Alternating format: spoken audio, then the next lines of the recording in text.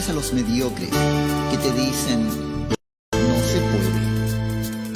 No escuches a los cobardes que te dicen no te arriesgues. No escuches al desconfiado que te dice yo no creo. No escuches a los ociosos que te dicen no trabajes. Ni escuches al fracasado que te dice no lo intentes. Solo escucha al optimista que te dice avanza, puedes. Solo escucha a los valientes que te dicen no te rindas. Escucha al inteligente que te invita a usar la mente. Escucha a los entusiastas que animan y dan aliento. A los grandes triunfadores que sueñan con lo imposible. Escucha a los que conocen el camino a la victoria. Ellos construirán mundos, imperios, galaxias, soles. Encontrarás el tesoro más grande que hay en la vida. La libertad verdadera. La conciencia de quién eres. Un ser total, sin fronteras, sin límites, sin miseria.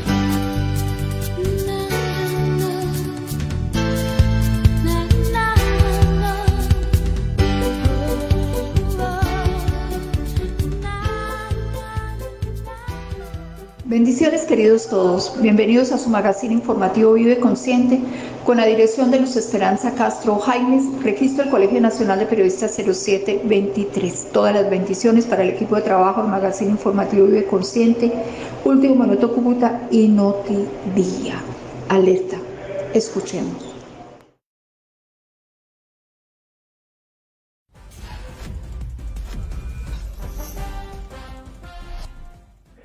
6 de la tarde, 5 minutos. Bienvenidos a esta transmisión en directo en Semana Noticias con una información de último momento que tiene que ver con el orden público en el país, porque a esta hora mucha atención, se desarrollan fuertes operaciones militares entre los departamentos de Meta y Caquetá y Guaviare. Allí hombres de las fuerzas especiales de las fuerzas militares precisamente están desarrollando una operación en contra de alias Gentil Duarte. Recordemos que Gentil Duarte es en este momento uno de los objetivos de más alto valor por parte del gobierno, de la fuerza pública, del ejército, de la policía, de la armada y de la fuerza aérea. Este disidente de las FARC es hoy uno de los más temidos en el país, de los más buscados e incluso de los narcotraficantes que más están moviendo el tema de la cocaína en Colombia, han dicho las autoridades a través de sus diferentes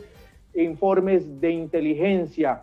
Alias Gentil Duarte estaría asociado, dicen, o sería el segundo de alias Iván Mordisco, este otro es jefe de la extinta guerrilla de las FARC, que decidió no acogerse al proceso de paz.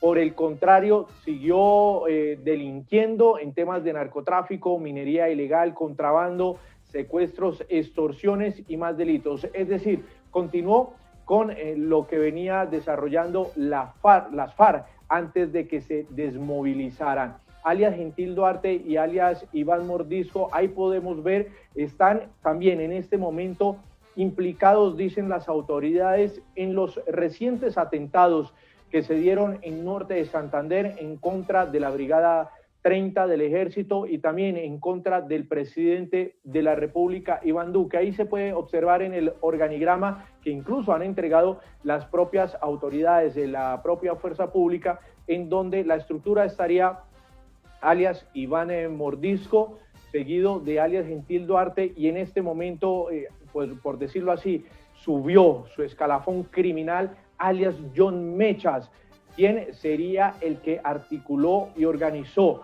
todo lo que tenía que ver con los dos atentados en norte de Santander en contra del presidente de la República, Iván Duque, y también en contra de la Brigada 30. Dicen las autoridades que todo esto se organizó desde Venezuela, allí en campamentos en el estado de Zulia. Pues efectivamente las autoridades colombianas no pueden ingresar a territorio de otro país, pero señalan que ya tienen casi plenamente identificado dónde estaría John Mechas. Pero volviendo al tema de alias Gentil Duarte, las autoridades, hay que recordar, ofrecen una recompensa cercana a los 2.100 millones de pesos para quien brinde información que permita su ubicación, su captura y su judicialización. En este momento hay que indicar que esas operaciones militares las están desarrollando equipos élite. Hay que recordar que no son grandes contingentes los que desarrollan estas operaciones, si son pequeños, son reducidos, pero son hombres especializados de las más altas categorías e incluso en algunas ocasiones se utilizan francotiradores cuando se desarrollan esta clase de operativos. Hay que recordar que en uno de ellos, a través de un francotirador, murió en medio de una operación de las fuerzas militares, alias Guacho. Recordemos este hombre que se hizo tristemente célebre por asesinar también a un equipo periodístico de Ecuador. En este momento hay que mencionar que fuentes de inteligencia le han dicho a Semana que hubo una operación y que se está confirmando si en esa operación militar falleció alias Gentil Duarte, este cabecilla de las disidencias de las FARC, que en la actualidad tiene cerca de 57 años de edad y según la inteligencia militar lleva 38 años delinquiendo. Ingresó a la disuelta guerrilla de las FARC en el año de 1981 al Frente 14. Para el año 1999 ya era el jefe del Frente Séptimo y también en el 2014 ingresó a ser parte del Estado Mayor de esa guerrilla. Hay que mencionar que el Frente Primero, del cual hoy hace parte, hoy es cabecilla alias Gentil Duarte, tiene cerca de 1.200 hombres en armas y como se los mencionábamos, es aliado o socio o trabajan en llave con alias Iván Mordisco, quien estas dos personas se dedican a todo lo que es el tráfico de cocaína, recopilando también información ellos de otras estructuras, porque lo que buscan es reagrupar, lo que han dicho es ellos la extinta guerrilla de las FARC, pero ya para continuar con el tema del negocio del narcotráfico. Alias Gentil Duarte, este hombre que ustedes están viendo allí en pantalla, delinque entre los departamentos de Meta, Guaviare y Caquetá.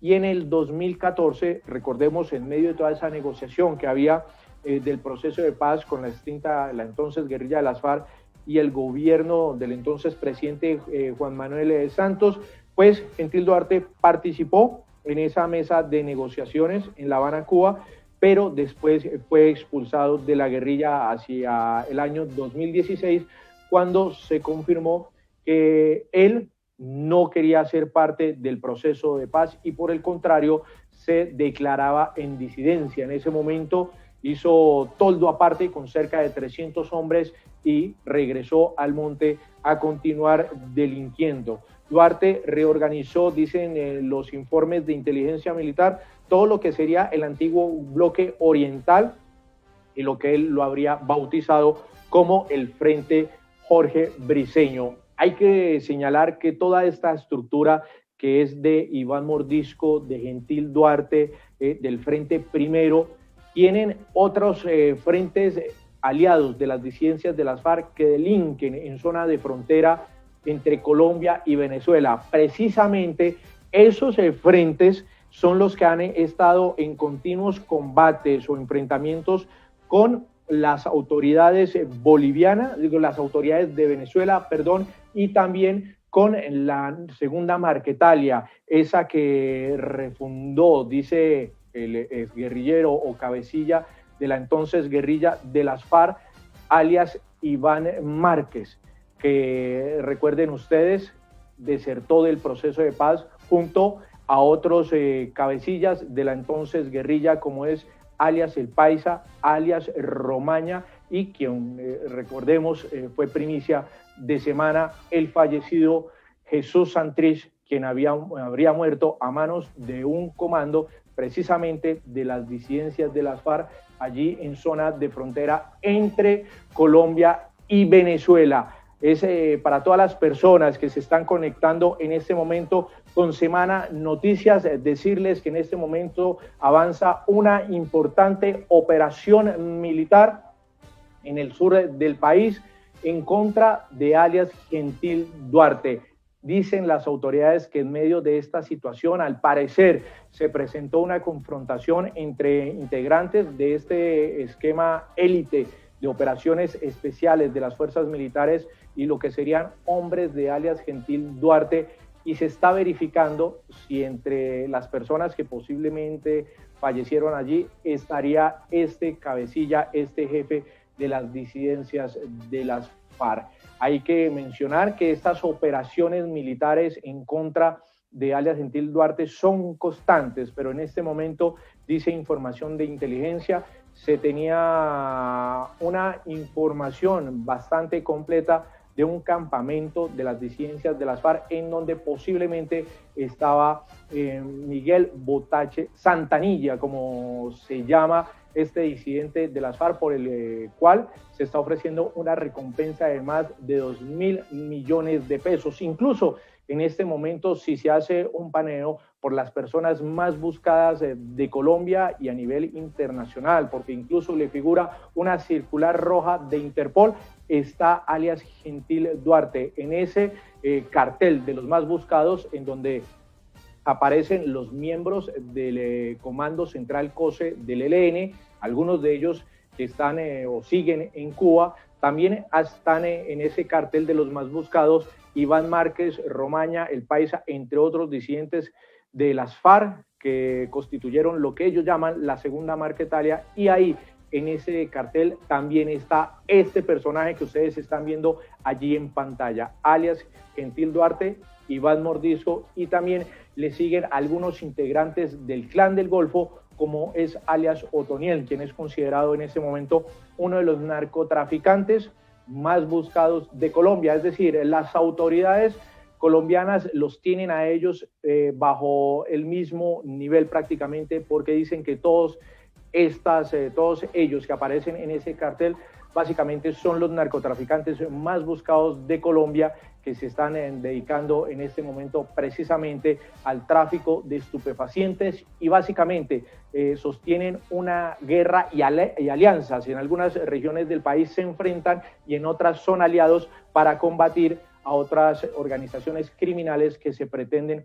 quedar con el negocio del narcotráfico. Es así como, por ejemplo, para el caso de Norte de Santander, en lo que tiene que ver con el atentado contra la Brigada 30 y el atentado contra el presidente de la República, Iván Duque, al parecer las disidencias del Frente 33, que están bajo el mando de alias John Mechas, se habrían aliado con la guerrilla del ELN. Incluso en el video que difundió ese frente luego de los atentados, señala, y donde se los atribuyeron esos atentados en contra de la Brigada 30, en contra del presidente, también enviaron un mensaje al ELN, pero fue un mensaje como de fraternidad. Es así que las autoridades desde allí consideran que hay una alianza entre estas estructuras criminales, por ejemplo, en Norte de Santander. Sin embargo, disidencias de las FARC se disputan o se enfrentan constantemente, por ejemplo, en regiones de Nariño, donde hay harta presencia de cultivos ilícitos. Pero la información para todos quienes se conectan a esta hora, a las 6 de la tarde, 17 minutos, a través de Semana Noticias, el primer canal digital de Colombia, es que comandos especiales como los que están ustedes viendo allí en pantalla, un grupo pequeño, un contingente de fuerzas especiales, está desarrollando en este momento una operación militar entre Caquetá y Meta, en donde se habría identificado o se habría ubicado a alias Gentil Duarte en un campamento. Dicen por el momento, aunque es información que en este momento se está manejando con mucha reserva por parte del ejército y las otras fuerzas que habrían participado en esta operación, al parecer iba allí un hombre especializado en disparos a larga distancia, es decir, un francotirador, que por lo general cuando se desarrollan esta clase de operaciones se insertan durante varios días en las tupidas selvas colombianas y esperan el momento preciso para desarrollar la acción militar. Por el momento esta es la información. Nosotros vamos a estar muy atentos de cómo se desarrolle todo lo que tenga que ver, las novedades que entreguen las autoridades sobre esta importante operación militar que se está desarrollando en este momento por fuerzas especiales de la Fuerza Pública Colombiana. Los altos mandos militares, hay que recordar, hoy estaban reunidos precisamente dentro de esos encuentros que hacen para evaluar la situación de orden público en el país. Incluso hoy recibieron un espaldarazo del alto gobierno, un mensaje que les envió el presidente de la República, Iván Duque, a través del ministro de Defensa, esto a raíz de algunos rumores que habían circulado en las últimas horas sobre un posible cambio en la cúpula militar. Pues el ministro de la Defensa, Diego Molano, dijo que no había espacios para esos chismes o esos rumores, y dijo que hoy se cuenta con una cúpula militar de lujo, una cúpula militar también policial de lujo, y pues de darse este resultado operacional, así le estarían respondiendo las fuerzas militares al espaldarazo que le ha dado hoy el alto gobierno a toda la línea a toda la línea militar de alto mando allí por parte de las fuerzas públicas. Pues nosotros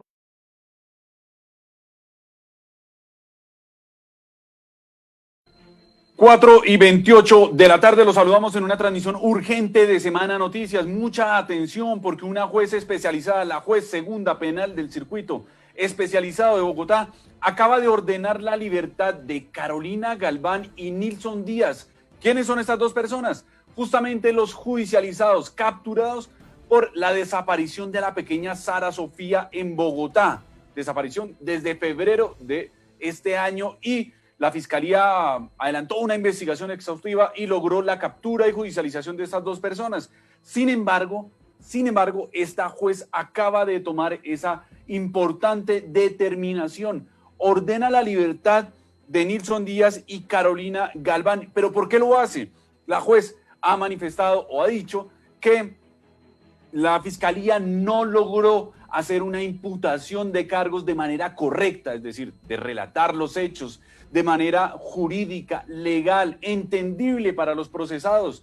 Y entonces la defensa de estas dos personas, de Carolina Galván y de Nilson Díaz, pues acudió a la figura de la nulidad. ¿Esto qué es? Que básicamente la defensa de ellos dos dijo: mire, la imputación no quedó bien, no, la Fiscalía no fue clara en los hechos jurídicamente relevantes dentro de la investigación, y por tanto consideramos que aquí hay una nulidad que debe evaluarse, debe revisarse esa imputación de cargos, y presentaron esa nulidad y le llegó por reparto a la juez segunda penal del circuito de Bogotá, que finalmente tomó la determinación de decretar, de avalar esa nulidad solicitada por la defensa de Carolina Galván y Nilson Díaz. La situación, ¿a qué lleva? Directamente a la orden de libertad de estas dos personas. ¿Y por qué? Porque lo que primero ocurre en este proceso, en un proceso penal cualquiera, es que la Fiscalía empieza a adelantar la investigación. Luego de adelantar esa investigación, determina si es necesario llamar a interrogatorio a las personas para vincularlos de manera formal al proceso. Y cuando ya ocurre eso, puede incluso ordenar la captura de estas personas. Y ya, cuando ordena la captura, pasa a otro escenario jurídico, que son las audiencias preliminares. ¿Cuáles son estas audiencias preliminares? Pues la legalización de la captura, la imputación de cargos y la solicitud de medida de aseguramiento. En ese orden, es importante que tengamos en cuenta esto, en ese mismo orden: legalización de captura, imputación de cargos y solicitud de medida de aseguramiento. Pues la legalización de la captura quedó zanjada, quedó fijada, quedó en firme, no hubo reparos, no hubo problemas, perfecto. La Fiscalía pasó a hacer la imputación de cargos por el delito de desaparición forzada. Aquí es donde está el asunto, el meollo de toda esta decisión, de esta importante decisión que, repetimos, deja en libertad a estas dos personas que están viendo ustedes en pantalla, a Carolina Galván y a Nilson Díaz. ¿Y por qué es importante el tema de la imputación de cargos? Porque ahí es donde la defensa de estas dos personas atacó y le dijo a los jueces: ojo, porque la Fiscalía hizo una mala imputación de cargos, no fue contundente, no mostró las evidencias de manera contundente para demostrar la responsabilidad de estas dos personas en los hechos que estaban siendo investigados o que eran materia de indagación por parte del ente acusador. Y que además, dijo la juez, el relato de los hechos fue confuso, fue difuso, no fue entendible para ninguna de las partes. Es decir, que la fiscalía no logró concretar muy bien sus ideas. El material probatorio que tenían o que llevaron a la diligencia no correspondía o no se relacionaba con los hechos jurídicamente relevantes dentro del proceso. Es decir, que existía una clara razón para llevar ante los jueces a estas dos personas, a Carolina Galván y a Nilson Díaz. Es claro para la juez segunda penal del Circuito Especializado de Bogotá que la fiscalía no pudo hacer su trabajo en la imputación. Esto es muy importante porque la imputación de cargos era el soporte, era la base dentro de la investigación que estaba adelantando el ente acusador, repetimos, por la desaparición de la pequeña Sara Sofía. Y como era la base, si la defensa logra tumbar esa imputación de cargos o esa relación de los hechos jurídicamente relevantes con las pruebas que presentó la fiscalía, pues no existe proceso. Es decir, se cae, se derrumba el proceso como acaba de fijarlo la juez segunda penal del Circuito Especializado de Bogotá. Aseguró la juez que la fiscalía no logró llevar a buen término esa imputación, que se equivocó, que el relato de los hechos era demasiado confuso, no fue claro con las personas que estaban siendo objeto de imputación de cargos y por tanto pues decreta la nulidad de las actuaciones, decreta la nulidad de todo lo hecho hasta el momento por la fiscalía. Y además, aún más grave, no es que los hayan dejado en libertad, sino que la fiscalía ya presentó la acusación formal en contra de estas dos personas, de Carolina Galván y de Nilson Díaz. O sea, ya lo presentó allá ante los jueces, ya hicieron la audiencia de acusación.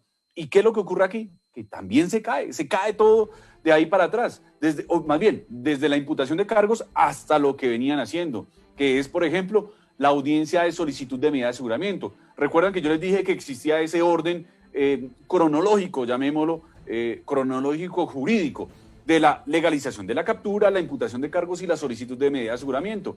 Como se cae la imputación de cargos, pues también de plano se cae la medida de aseguramiento y por tanto ordenan la libertad inmediata de estas dos personas, de Carolina Galván y de Nilson Díaz. Repetimos, las únicas personas que hasta el momento estaban siendo procesadas por la desaparición de la pequeña Sara Sofía en Bogotá.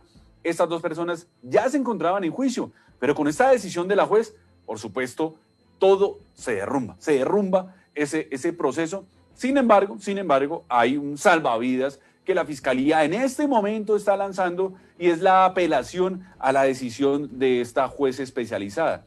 La fiscalía en este momento está argumentando y está diciendo, pues todas las pruebas estaban allí, todos los elementos estaban allí. Tal vez aquí hay un tecnicismo, pero por ese tecnicismo no se puede derrumbar un proceso que lleva meses ya en diligencias, en declaraciones, en recolección de pruebas, en toda una cantidad de sustento probatorio. No se puede derrumbar por ese tecnicismo o por esa situación que a consideración de la juez era irregular, y lo llamó así, irregular por parte de la fiscalía. Y entonces pues, la fiscalía está haciendo lo propio, apelando a esa decisión, una decisión que también apeló la representación de víctimas, quienes representan a Xiomara Galván, la hermana justamente de Carolina Galván, que se constituyó como víctima dentro del proceso por la desaparición de la pequeña Sara Sofía. Y allí, además, tendrían que entenderse los argumentos que expuso el Ministerio Público, la Procuraduría, porque, hay que decirlo, la Procuraduría no apeló la decisión de dejar en libertad a Carolina Galván y a Nilson Díaz. Acompañó, dijo, estar de acuerdo con la decisión de la juez segunda penal del Circuito Especializado de Bogotá. Dijo que no apelaba, que estaba de acuerdo y por tanto, pues los únicos apelantes de esta decisión serían la Fiscalía, que por supuesto es la llamada a esta situación porque es a la Fiscalía a quien le atribuyen los errores dentro de la imputación, y por supuesto la representación de víctimas, que ha insistido que la Fiscalía fue contundente, fue clara en esa imputación de cargos y por tanto debería mantenerse o debería mantenerse, sí, esa medida de aseguramiento en contra de las dos personas procesadas. Ha dicho, pues, la Fiscalía que tiene todos los elementos materiales probatorios para llevar ante los jueces a Carolina Galván y a Nilson Díaz, y así lo hicieron a través del escrito de acusación en el que además se sumaban más de 45 pruebas, más de 50 testimonios que incluyeron hasta los hijos del propio Nilson Díaz. Son 3 niños que se encuentran bajo la protección del Instituto Colombiano de Bienestar Familiar, pero ellos entregaron desde su perspectiva y desde sus posibilidades como menores de edad algunas declaraciones a las autoridades, previo acompañamiento del ICBF, de la Procuraduría, de todas las autoridades de infancia y adolescencia, entregaron algunas declaraciones sobre cómo la niña, cómo Sara Sofía se encontraba en la casa de Nilson Díaz cuando posteriormente se reportó su desaparición. Pues justamente eso es lo que ha dicho la representación de víctimas, que es claro, es contundente, y a partir de las mismas declaraciones que han entregado Nilson Díaz y Carolina Galván, que ellos fueron las personas que estuvieron en los últimos momentos, antes de la desaparición de Sara Sofía, fueron ellos los que estuvieron con la pequeña niña, y así lo manifestaron. Ellos lo han dicho en exclusiva aquí para Semana. Carolina Galván aseguró y contó cómo habían sido los hechos, la situación de violencia intrafamiliar que vivió, el miedo que le sentía a Nilson Díaz y que la niña efectivamente falleció. No es claro, o por lo menos para la Fiscalía no es claro que realmente la niña haya fallecido, pero eso lo dijo Carolina Galván y lo dijo también Nilson Díaz, que la niña había fallecido. No explicaron muy bien o no fueron muy claros o han dicho muchas versiones sobre las causas de la muerte de la pequeña niña, pero lo que sí aseguraron es que la niña fue arrojada al caño o al río Tunjuelito, pues que está ubicado en el sur de Bogotá, justamente donde se adelantaron una serie de búsquedas para tratar de encontrar el cuerpo de la pequeña Sara Sofía. Y ese fue, digamos, el argumento que la Fiscalía o que la misma representación de víctimas ha expuesto en esa audiencia de solicitud de nulidad. Pues la Fiscalía, por supuesto, se opuso, ha dicho que tiene todo ese material probatorio para llevar ante los jueces a las dos personas que ahora quedaron en libertad. Repetimos, estas dos personas que están viendo ustedes en pantalla fueron dejadas en libertad por cuenta de una juez, de la juez segunda penal del circuito especializado de Bogotá. Eso es lo que ha dicho la juez. Decreta la libertad al considerar que la Fiscalía no cumplió con la imputación de cargos o por lo menos con la legalidad de la imputación de cargos. Esa, por ahora, ha sido la conclusión. Pues ahora lo que viene es la apelación de la Fiscalía tratando de definir o demostrar ya para la segunda instancia, porque esta decisión ya quedó en firme. No hay nada que hacer. Los dos, Carolina Galván y Nilson Díaz, quedarán en libertad en las próximas horas. Ellos van a quedar en libertad en las próximas horas por cuenta de la decisión de la juez de garantías. La representación de víctimas, compuesta por el abogado Simón Morato, ha dicho o ha manifestado que mantienen su posición de insistir que la Fiscalía fue muy clara en el relato de los hechos y que por fortuna recogieron todo ese material probatorio para demostrar que ella o que ellos tenían en su poder a la pequeña Sara Sofía cuando infortunadamente desapareció. Pues fueron meses de investigación por parte de la Fiscalía y de la Policía Nacional. De hecho, aún brigadas de la Defensa Civil adelantan labores de búsqueda para tratar de encontrar a la pequeña Sara Sofía, el cuerpo de la pequeña Sara Sofía. Recordemos que ellos plantearon varias hipótesis, entre otras, por ejemplo, que la pequeña niña se la llevó una señora que se movilizaba en un carro rojo, pero que Carolina Galván no logró tomar el teléfono, que se la llevó, que la había vendido. Luego apareció Nilson Díaz y dijo que no, que Carolina Galván se había ido para el sector de Fontibón, que estaba por allá en Fontibón y que no lograba ubicarla, que no sabía qué había pasado. Pero cuando ya los capturaron, la situación empezó a ser diferente y entonces empezaron a contar, empezaron a hablar, empezaron a entregar varias declaraciones. Al menos 3 declaraciones se conocieron de Nilson Díaz de manera diferente. Una incluso escrita por su puño y letra y que daba cuenta de que la niña no, que se la habían llevado, que la habían vendido, que existía la posibilidad de un tráfico de menores, pero luego cambió su versión y empezó a señalar que pues de alguna manera la niña pudo falleció, no saben por qué, y empezó a entregar más declaraciones, más y más y más versiones. Pues justo antes de iniciar esta audiencia que repetimos, importante audiencia, que dejó en libertad a Carolina Galván y Nilson Díaz, pues el abogado, el representante de víctimas, explicó lo que podría pasar en esa audiencia y estaba seguro, según su dicho, de que no iba a ocurrir algo diferente que ahora conocemos que es la libertad de estas 2 personas. Escuchemos a la representación de víctimas.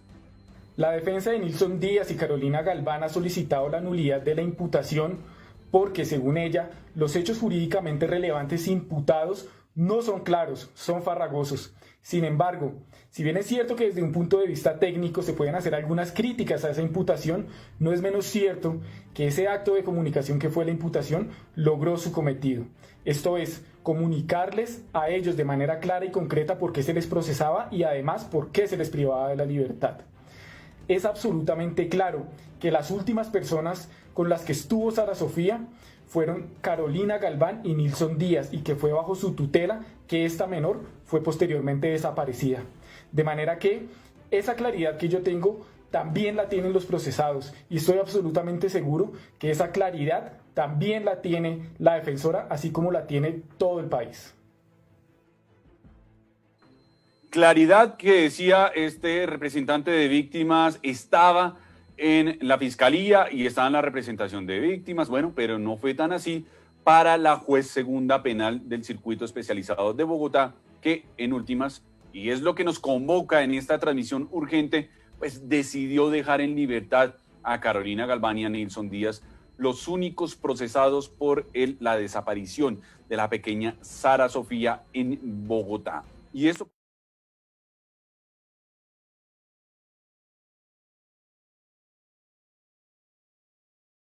de Vicky en semana con todos los temas de interés. Y vamos a hablar con el defensor del pueblo, Carlos Camargo, quien ha estado muy activo en diferentes temas que vamos a tratar. El señor defensor, Carlos Camargo, muchas gracias por acompañarnos. Muy buenas tardes, un saludo muy especial a la audiencia de semana con Vicky Dávila. Gracias, defensor. Y quiero empezar sobre Haití. Pues son 18 militares colombianos quienes se encuentran recluidos, detenidos allá y señalados de participar pues en el asesinato del primer mandatario de ese país. Defensor, sabemos que usted envió una comisión, ya se pudo encontrar con estos colombianos. ¿Cuál es la situación de ellos en este momento? La comisión de la Defensoría del Pueblo que viajó a inicios de la semana y que ha adelantado contactos y comunicación directo con los distintos connacionales nuestros en ese país, hermano. Los cerca de 60, 80 miembros de las comunidades de los connacionales colombianos en Haití han tenido la oportunidad a esta comisión liderada por el señor vicedefensor del pueblo, también por el coordinador académico de la Defensoría Pública y también con un funcionario de la Oficina de Relaciones Internacionales de la Defensoría del Pueblo, donde ellos tuvieron la oportunidad de compartirles sus preocupaciones, compartirles una serie de inquietudes de la situación que se está viviendo, la situación político de ese país, donde lo que más nos preocupa a nosotros como de Defensoría es escuchar y conocer de primera mano la situación de salud, la situación, el estado en términos generales de todos estos connacionales nuestros. ¿Y qué han manifestado, defensor, sobre su estado de salud, físicamente, las condiciones como se encuentran? Pues han llegado informaciones incluso de allá que dicen que pues están golpeados, están maltratados. ¿Qué le han podido explicar, defensor? Bueno, dos temas. La primera reunión que me han reportado la comisión es efectivamente una reunión con los voceros y representantes de los connacionales nuestros en ese país, donde ellos expresaron su inmensa preocupación porque no saben lo incierto que el futuro que les espera. Expresaron un estado de zozobra, un miedo que los embarga a ellos y a sus familiares, pero es por la situación a la que pudieran verse enfrentados. Eso por un lado, ha sido la charla que sostuvieron con los connacionales nuestros. Y por otro lado, tuvieron una reunión muy importante con nuestro par en Haití, que es la Oficina de Protección al Ciudadano, donde tuvieron la oportunidad de intercambiar apreciaciones. Por supuesto, se le expresó la solidaridad, el repudio que tenemos como país, como institución, y en lo personal, expresarle el repudio por el vil asesinato del primer mandatario de los haitianos. Ahí tuvimos la oportunidad de estrechar lazos de cooperación con nuestro órgano nacional haitiano de derechos humanos, donde ellos se mostraron en un principio preocupados, alarmados y un poco prevenidos con la presencia de la Defensoría del Pueblo. Posteriormente, ya mucho más tranquilo, tuvieron la oportunidad de tener un diálogo amplio, un diálogo abierto, franco y muy solidarios, porque sabían el papel que nosotros jugamos como órgano nacional de derechos humanos. De manera de que nos expresaron que iban a estar con los ojos abiertos, que iban a estar muy vigilantes en los procesos judiciales, en brindarle todas las garantías, garantizarles el debido proceso a todas estas personas que están involucradas en este vil asesinato del presidente Moaz. También en la tarde de ayer, la comisión tuvo la oportunidad de visitar a los 18 exmilitares detenidos que están involucrados en el asesinato del presidente, donde ellos durante más de 3 horas tuvieron la oportunidad de compartirle las preocupaciones, nosotros pudimos, la Defensoría pudo evidenciar, la Comisión de la Defensoría pudo evidenciar el estado de salud mental y físico de cada uno de los detenidos. También tuvieron la oportunidad de mirar las condiciones en las que ellos están cumpliendo pues la medida de aseguramiento mientras se adelanta el proceso judicial, se surten todas las etapas del proceso judicial. Y también tuvieron la oportunidad de compartirles unas cartas para sus familiares en Colombia, de manera de que eso es el balance en términos generales. Esa es la información que tengo hasta este momento por parte de la comisión. Estoy a la espera de que me rindan un informe para estar muy pendiente de compartirlos tanto con la comunidad nacional como con la comunidad internacional.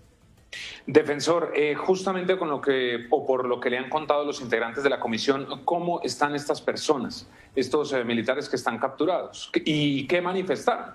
Porque nos cuenta que hubo una reunión de 3 horas aproximadamente, ¿no? Sí, pero el tema de la comunicación ha tenido serias dificultades.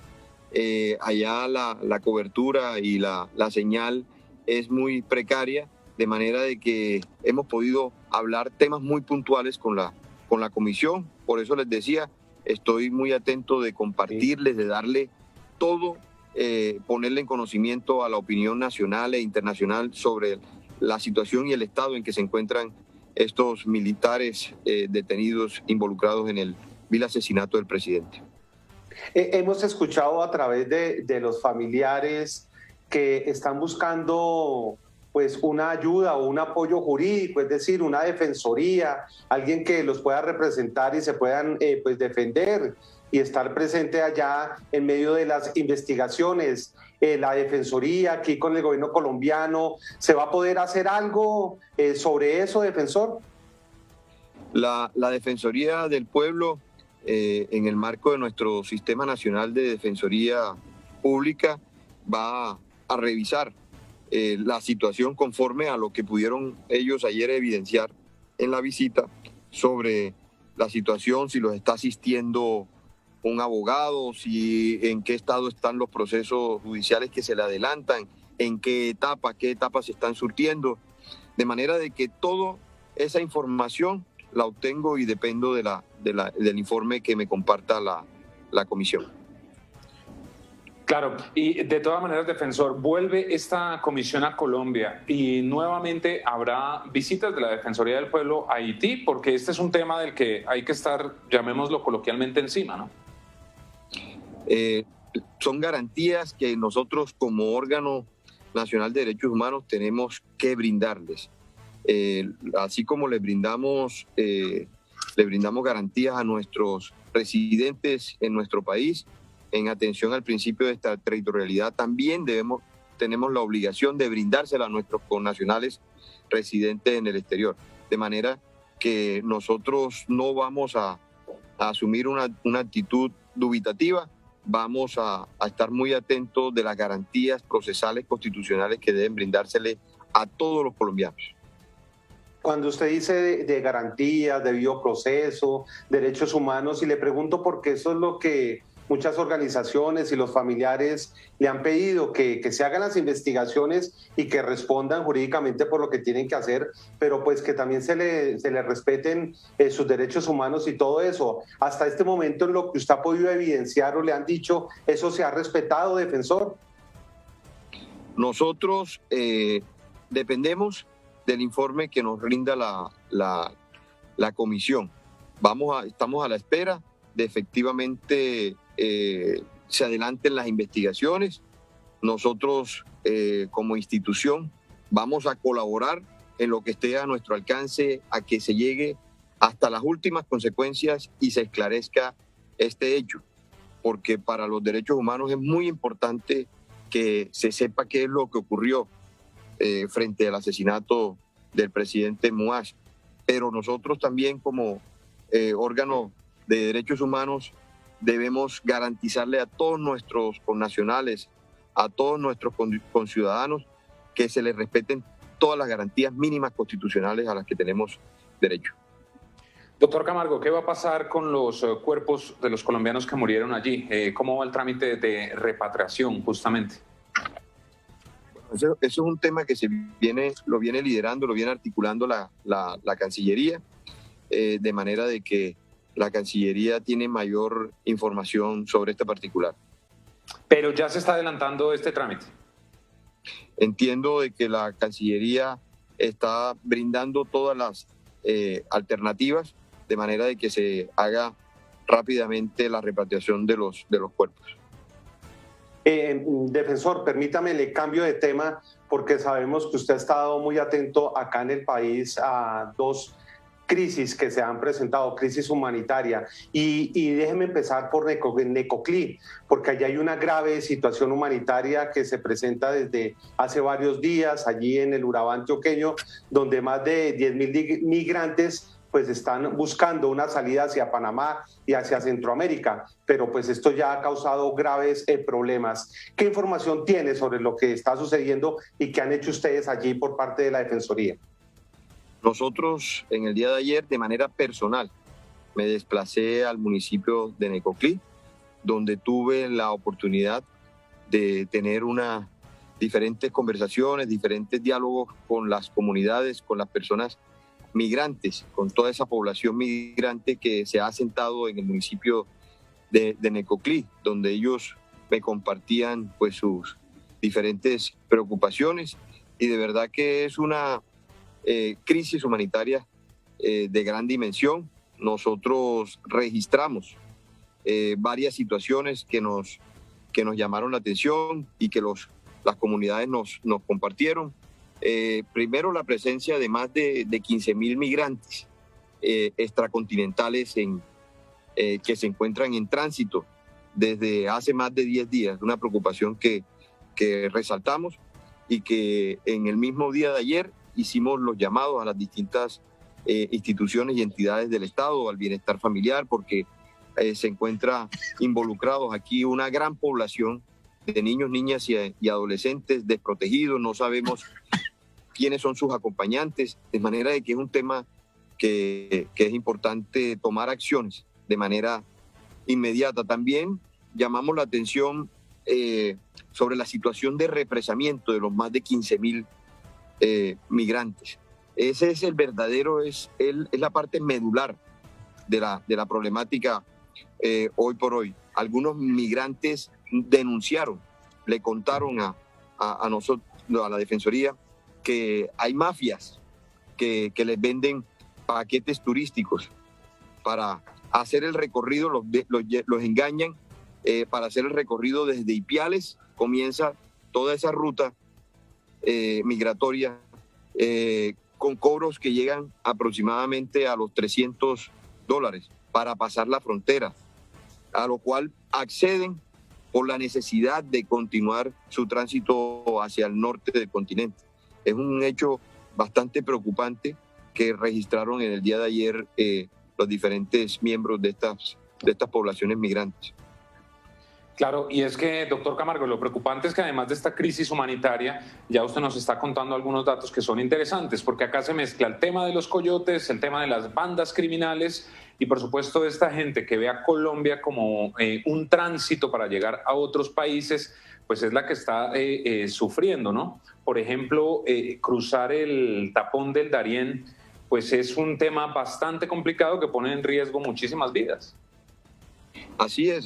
De verdad que el tema es la radiografía, la situación es bastante estrepitosa, de manera de que el llamado que nosotros hemos hecho después de presenciar la situación allá es a que nos volquemos de manera interinstitucional a atender esta situación con toda la inmediatez.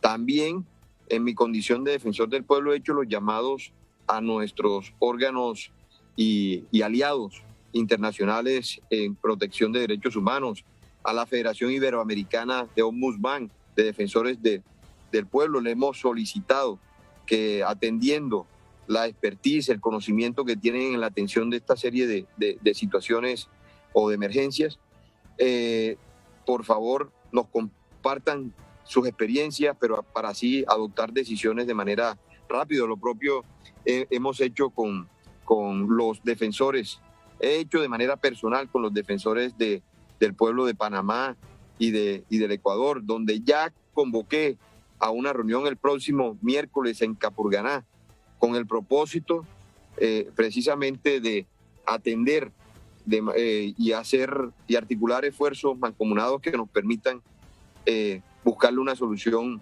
con toda la inmediatez y la efectividad que se requiere. Además, defensor, usted nos dice, estuvo allá, estuvo hablando directamente con esta gente, pero es que uno no se alcanza a imaginar, uno ve las imágenes y ve los niños, las mamás, jóvenes, adultos en una situación prácticamente de desesperación porque están atrapados y sin una solución pronta, defensor. Sí, es una situación que llama la atención por la situación misma del represamiento. Vemos una situación de una aglomeración que tiene importante dimensión. Vemos, por eso le solicitamos a las autoridades sanitarias del orden municipal y departamental, en coordinación con el Ministerio de Salud, a que rápidamente se aceleren los procesos de vacunación, los procesos de inmunización contra el COVID. No hay ninguna clase de controles que permitan atajar este proceso de propagación del COVID-19. Ya es un tema que se le sale del control y se le sale de las manos a las autoridades municipales, de manera que reitero esa invitación, ese llamado a toda la institucionalidad a que concentremos y focalicemos todos los esfuerzos en Necoclí. Y justamente, defensor, ¿cómo solucionar ese problema? Porque hoy hablamos de 15.000 migrantes aproximadamente. Por supuesto, esto es, llamémoslo así, un círculo vicioso. Muchos irán saliendo en estos días, pero llegarán otros, ¿no? Además, no solo en esta zona, sino en otras zonas fronterizas, en donde también hay el problema. Así es. Entonces, nosotros nos llama la atención como tú lo anotabas, Diego, existe un mayor número de las personas que llegan a Necoclí, generadas por ese flujo migratorio que está fluctuando de un lugar a otro. Es más el número que llega que el número que sale.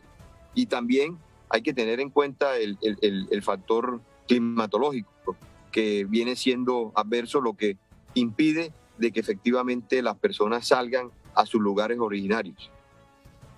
Defensor, ya finalmente, otra grave situación que se viene presentando en el país, y es en Ituango. Más de 10.000 ya personas, familias, han tenido que desplazarse por cuenta de amenazas, de la violencia, del enfrentamiento entre grupos criminales que se están pues debatiendo este corredor por el narcotráfico y temas de minería ilegal. La información que usted tiene sobre la situación que se está presentando allí en Ituango, defensor.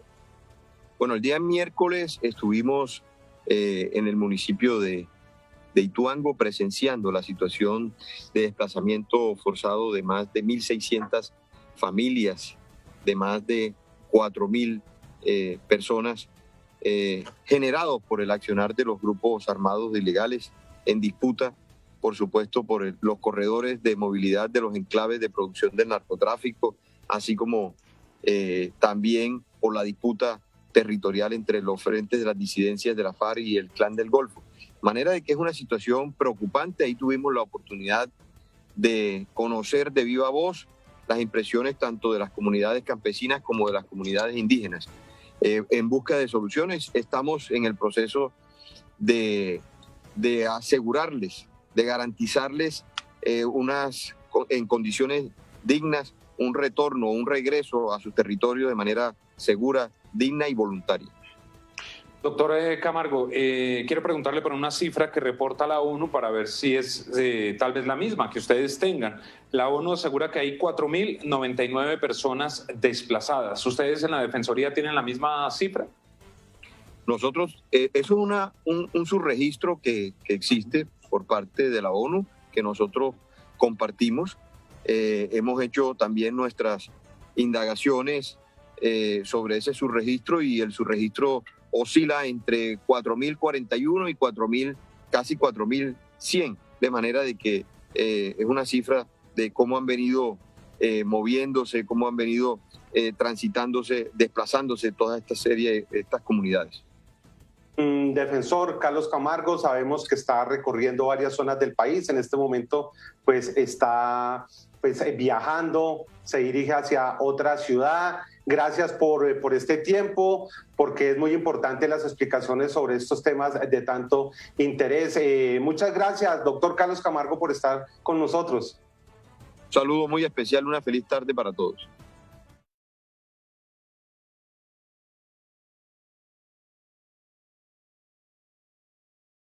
Saludamos a todas las personas que se conectan a través de esta señal de Semana Noticias.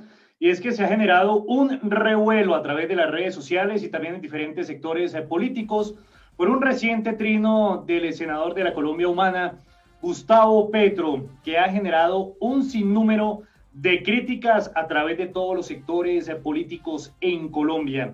Trino que dice de la siguiente manera: muy mala noticia que implica un cambio total de la política de salud y la económica. Las vacunas no sirven para el virus COVID Delta. Según primeras investigaciones, se propaga más rápido, ya está en Colombia. El debate de salud debe reanimarse. Y este trino, criticando y atacando de cierta manera el proceso de la vacunación masiva que se adelanta en Colombia en contra de la COVID-19, no ha sido ajeno al propio presidente de la República, Iván Duque. Se ha conocido la primera reacción del jefe de Estado respondiéndole directamente al senador Gustavo Petro, y ya candidato presidencial para las próximas elecciones de 2022. Ha dicho el mandatario colombiano que hay personas que quieren sembrar el caos y que la vacunación masiva no se va a detener, que es un hecho, y que Colombia espera superar inclusive la barrera de los 35 millones de vacunados. Esto fue la respuesta, estas fueron las fuertes pullas que ha lanzado el presidente Iván Duque al senador Gustavo Petro. Me emocioné cuando le pregunté a usted ¿cuántas personas de Arroyo Hondo ya tenían vacunación completa? Y usted me dijo, el 38.6% de la población de Arroyo Hondo ya tiene el ciclo completo de vacunación. Vamos a seguir acelerándolo para llegar a ese 100%. Queremos llegar ya a los 27 millones de vacunados, llegar rápidamente a los 30 millones. Y quiero decirles a todos ustedes que vacunarse es un deber de todos, querida comunidad. Aquí la vacunación va a llegar y seguirá llegando gratuita para que todos se protejan. Y que le quede claro a esas voces que hay por ahí que tratan de insinuarle a la ciudadanía que no se vacune, que es que la vacuna no sirve, que no pretendan sembrar más el caos en Colombia. Colombia necesita más vacunación y nos vamos a vacunar todos porque es el deber de nuestro país. También quiero decirles que la vacunación va a requerir de la tecnología, porque cuando cada uno tiene su pasaporte, su certificado, también queda en línea y lo van a poder consultar desde acá. Ahí está esa respuesta que ha hecho el presidente de la República, Iván Duque, directamente al senador Gustavo Petro por ese trino, ese polémico mensaje que ha publicado a través de sus redes sociales en contra de la vacunación, que la vacunación no sirve para afrontar las variantes, las cepas de la COVID-19, en este caso puntual de la variante Delta. Ya han escuchado esta defensa que ha hecho el jefe de Estado a este proceso de vacunación, en donde ha exigido que todos los colombianos deben acceder a ese proceso de la vacunación, porque es un proceso, es un trámite y una aplicación gratuita que está en todos los rincones de Colombia. Es lo que ha insistido el presidente Iván Duque, pero no solamente él ha arremetido en contra de Petro, también otros funcionarios del gobierno nacional, especialmente de la propia Casa de Nariño, de la Presidencia de la República.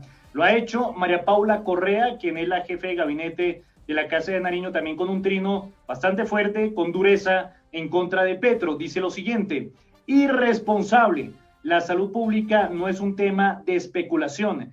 El Plan Nacional de Vacunación avanza de manera ágil y están comprobados científicamente los efectos positivos de vacunarse. No pretenda generar caos. Ha reaccionado muy fuerte el gobierno nacional a este polémico trino del senador Gustavo Petro. También lo ha hecho Víctor Muñoz, quien es el director del Departamento Administrativo de la Presidencia, también en su cuenta de Twitter. Ahí señala Gustavo Petro: es una absoluta irresponsabilidad generar alarma sobre la efectividad de las vacunas ante la variable Delta. ¿Qué persigue, senador?, le pregunta Muñoz. ¿Que la gente no se vacune? El impacto y beneficios de la vacunación son claros en prevenir hospitalizaciones y muertes. Algunas de estas reacciones del gobierno nacional a lo que ha publicado, a lo que ha trinado el senador Gustavo Petro. Y quizá la voz más autorizada de Colombia es la del propio ministro de Salud, Fernando Ruiz. También a través de su cuenta de Twitter ha publicado lo siguiente: la buena noticia, respondiéndole a Petro: Colombia ha sido consistente en la política de salud. Primero, hemos mantenido distanciamiento, uso de tapabocas, lavado de manos y protocolos. Segundo, avanzamos en vacunación con adherencia. Y también se ha abierto la vacunación a personas de 25 años para arriba, con altas coberturas. Y tercero, comunicamos riesgo sin generar pánico. Es lo que ha pedido el ministro de Salud. Le ha solicitado al senador Gustavo Petro que no genere pánico a través de esos trinos. Trino del senador Gustavo Petro, en el que advierte que las vacunas no sirven para el virus COVID y la variante Delta, según lo que dice el senador de la Colombia Humana, de acuerdo a las primeras investigaciones. Y hemos visto que ha arremetido el presidente de la República, Iván Duque, no se ha aguantado y se despachó en contra de Petro por lo que ha publicado el senador de la Colombia Humana a través de sus redes sociales, porque lo que busca el gobierno nacional es que más personas se puedan vacunar para proteger y para lograr esa inmunidad de rebaño y así, de manera paulatina, reactivar la economía del país. Y eso se logra de acuerdo a lo que ha dicho el gobierno nacional y jefe de Estado, con la vacunación, y que no hay excusa para que todo el país lo haga, para que todos los ciudadanos acudan a los puestos de vacunación. Esa es la controversia del momento, esa es la pelea política del momento con el senador Gustavo Petro, el gobierno nacional en cabeza del presidente Iván Duque. Soy María Andrea Nieto y esto es El Control.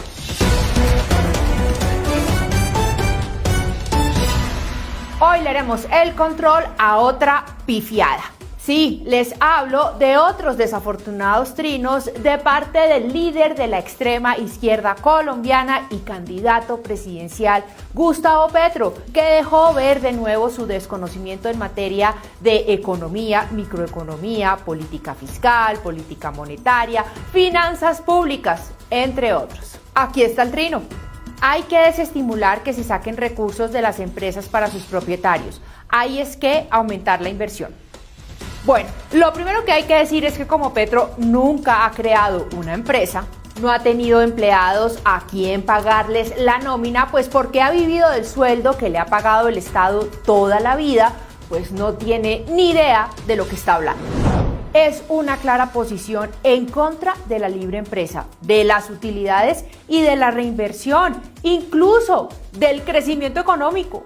En medio de esta ignorancia salieron a defenderlo las dos petristas que más lo respaldan en las redes sociales. Aquí las llamamos la patrulla fiscalizadora de Twitter. La primera, Margarita Rosa de Francisco, que sostenía una discusión acerca del desempeño laboral, expuso sus opiniones sobre los empleados y el capital. ¿Y qué pasa con lo que uno como empleado aporta para que esa empresa gane dinero? Para sacar de la duda, Margarita Rosa, la contraprestación que tiene una empresa con sus empleados se llama salario o sueldo, para que quedemos claros. La jefe de prensa de la Colombia inhumana, humana, Nani Pardo, célebre por haber dicho el bebé habría muerto igual lastimosamente. También salió a dar clases de gerencia de empresas. Un buen empresario no descapitaliza su empresa, no la deja en los rines, reinvierte en ella. Solo así es posible hacerla crecer, generar más empleo y contribuir con la productividad del país. Esa es la vía para combatir la inequidad, la enorme brecha social que nos divide. Es tan chistoso que gente que nunca ha creado una empresa, ni sabe lo que son las utilidades, ni la reinversión o incluso pagar la nómina, estén dando cátedra. Pues las respuestas no se hicieron esperar. Esto le contestaron a Petro desde la coalición de la esperanza, el académico y empresario John Sudarsky. El mejor estímulo para invertir las utilidades en la empresa es que haya utilidades y la demanda crezca para no perder participación en el mercado. Pero con Gustavo Petro eso no va a pasar. Al contrario, inflación, fuga de capitales, pánico económico. ¡Qué miedo! El empresario Mario Hernández dijo que ¿qué piensan los que invierten su capital? ¿Cómo viven si no reparten utilidades? ¿Qué pasaría en la bolsa con las acciones? Y el reconocido economista y presidente del Grupo de Energía de Bogotá, Juan Ricardo Ortega, dijo que si se ponen con estos discursos, lo racional es sacar el capital ante el riesgo de arbitrariedades y regulaciones absurdas concebidas de forma autoritaria sin entender ni dialogar. Se invierte donde se identifica potencial, no donde un iluminado manda. No contento con la controversia causada y con la ignorancia evidenciada, Petro volvió a hablar de empresas. Mientras Duque con su política quebró 600.000 empresas, en mi gobierno creamos 400.000 empresas y dicen que el que expropia soy yo.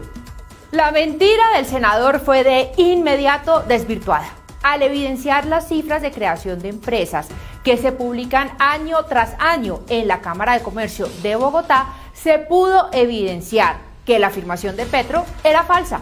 Según la Cámara de Comercio de Bogotá, entre el 2012 y el 2015 se registraron 259.661 empresas nuevas en la capital del país.